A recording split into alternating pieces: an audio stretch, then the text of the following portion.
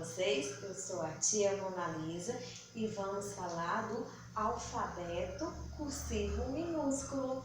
Vamos lá?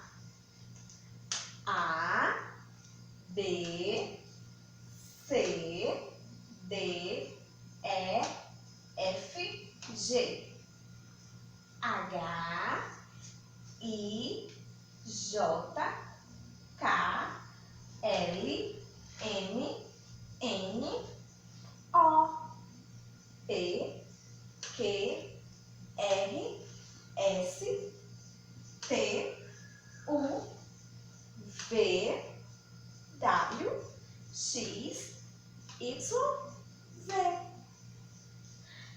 Há letras que sobem e há letras que descem. Há letras que nem sobem e nem descem. E há letras que sobem e descem. A atividade será da página 24 e 25 do livro. Chuá, o barulho das águas.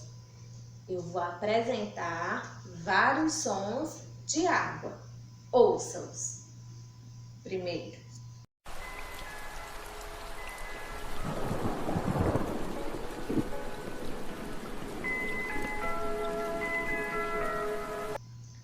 Segundo som.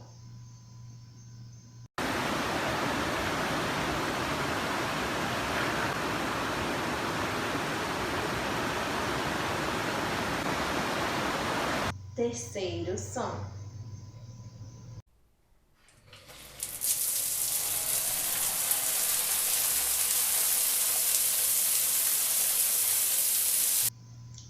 Quarto som.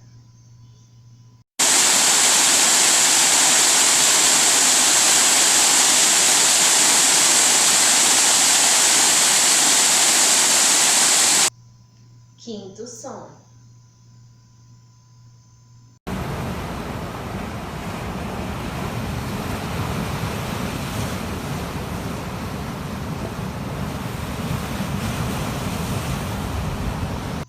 Então, vocês vão marcar aqui a sequência dos sons.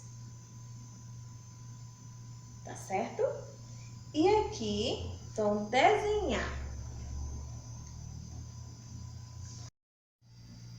Vamos conhecer os espaços da escola em inglês. Sala de aula, classroom. Brinquedoteca, playroom. Parquinho, playground. Sala da tia Clécia, office. Banheiro, restroom. Qual desses espaços vocês mais gostam? Da escola toda.